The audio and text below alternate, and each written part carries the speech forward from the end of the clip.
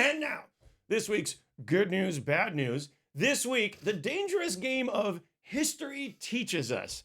The bad news is, anytime I hear that phrase being used by politicians, I get nervous. History teaches us that the phrase history teaches us can be used to apply whatever selective and convenient version of history that serves your purpose. And nowhere is that more dangerous than in Europe.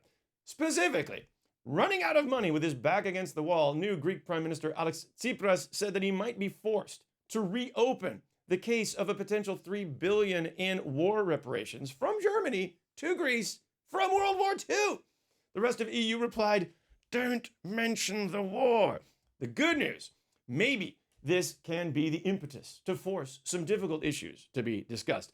The Greek Defense Minister Panos Kamenos wondered aloud, why is it that Greece should be unduly burdened with all these illegal African immigrants? The bad news, he then suggested that maybe they get shipped to Germany. Germany responded by threatening to suspend the free travel rights of Greek citizens.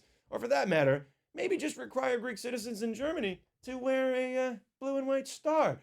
The good news is, we then moved on from World War II, only to invoke World War I. Alexis Tsipras has tried to garner sympathy from the Germans by comparing today's austerity enforcement to the humiliations of enforcement of austerity that Germany had to deal with after World War I. The bad news is, history teaches us that trying to bond with the Germans on an emotional basis is not a winning strategy. And before Germany can deal with past war issues, now they've got to deal with some neo-Nazis.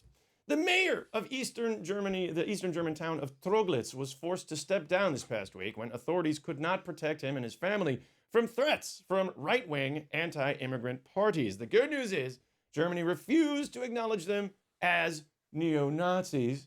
The bad news is when these right-wing anti-immigrant parties signed their online post Heil Hitler, yeah, that's pretty clear. What is going on in the heart of the EU? This past week, Belgium plans to issue a special euro coin commemorating Napoleon's defeat at Waterloo 200 years ago. The good news is they were overruled by France. The bad news is, instead of promoting euro unity, Belgium, the center of the EU, is dredging up old military history. History teaches us not a great idea. I mean, next, can Germany issue a euro coin commemorating using Belgium as a side street into France in World War II? Or maybe Britain can issue a coin for dominating Scotland hundreds of years ago. Or next, Belgium will issue a coin commemorating the surrender of the French all last century.